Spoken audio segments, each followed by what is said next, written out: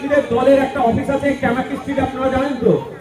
হ্যাঁ, ক্যামাক স্ট্রিটটার ওই অফিসটা যেখানে আছে ওটাও ওয়াকফ সম্পত্তির উপরে।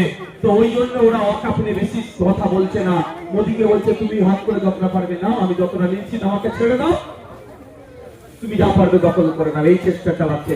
তাহলে ওয়াকফ সম্পত্তি বাঁচাতে আমাদেরকে লড়াই করতে হবে গণতান্ত্রিক প্রক্রিয়াতে। আইনি লড়াই আমি লড়ছি, আপনাদেরকে মাঠে ময়দানে থেকে লড়াই করতে হবে। কি প্রস্তুত আছেন তো নাকি? মসজিদটা গোরস্থানকে বাঁচানোর জন্য গণতান্ত্রিক প্রক্রিয়া লড়াই করতে প্রস্তুত আছেন তো নাকি? হবে তো নাকি? গণতান্ত্রিক প্রক্রিয়াতে হবে কোন অহিংসার পথ অবলম্বন করা হবে, কোন হিংসার ফাঁদে আমরা পা দেব না। তবে মাথায় রাখবেন, আপনাদের বলবো, এই মমতা ব্যানার্জি আপনার সাথ দেবে না। আপনাকে আমাকে আপনার লড়াই লড়ে নিতে হবে। তাই আপনাকে আমাকে আপনার লড়াই লড়ে নেওয়ার জন্য আপনার আমার পায়ের নিচে মাটিটা শক্ত করতে হবে। তাই বন্ধুগণ, প্রস্তুত নেন। আজ আগামীকাল সম্ভবত ওয়াকফ নিয়ে মামলা সুপ্রিম কোর্টে আছে।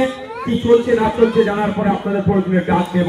এই মমতা ব্যানার্জি বিচারিতার মুখোশ খোলার জন্য আর মোদীকে সহযোগিতা করার জন্য, এই মোদী আর মমতার বিরুদ্ধে আগামী দিনে কলকাতার রাজপথে ওয়াকফ নিয়ে আন্দোলন সংগঠিত হবে। আপনারা আসবেন, নিয়ে যেতে হবে, বাপ ভাইদেরকে হবে, গণতান্ত্রিক প্রক্রিয়ায় লড়াই হবে। আপনাদের মনে আছে যে আপনার কলকাতায় ব্রিগেডে একটা ওয়াকফ আন্দোলনের ডাক দিয়েছিল, হতে হয়নি।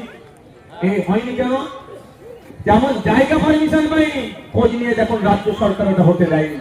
কারণ ওরা চায়নি পশ্চিমবাংলায় আন্দোলনের দ্বারা মারুক।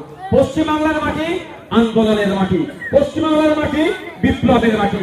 ভারত স্বাধীনের ইতিহাস খুলে দেখুন পশ্চিমবাংলার মাটি থেকে কিভাবে ব্রিটিশদের বিরুদ্ধে লড়াই আন্দোলন সংগঠিত হয়েছিল। পশ্চিমবাংলার মানুষকে ফলো করে ভারতবর্ষের মানুষ ব্রিটিশদের বিরুদ্ধে আন্দোলন লড়াই সংগ্রাম জারি রেখেছিল, জারি শুরু হয়েছিল। তাই পশ্চিমবাংলাতে যদি বিজেপির বিরুদ্ধে আন্দোলন সংগঠিত হয়, সারা দেশে বিজেপির বিরুদ্ধে আন্দোলন সংগঠিত হবে। পশ্চিমবাংলায় যদি ওয়াকফ নিয়ে আন্দোলন হয়, সারা ভারতবর্ষে ওয়াকফ নিয়ে আন্দোলন শুরু হবে।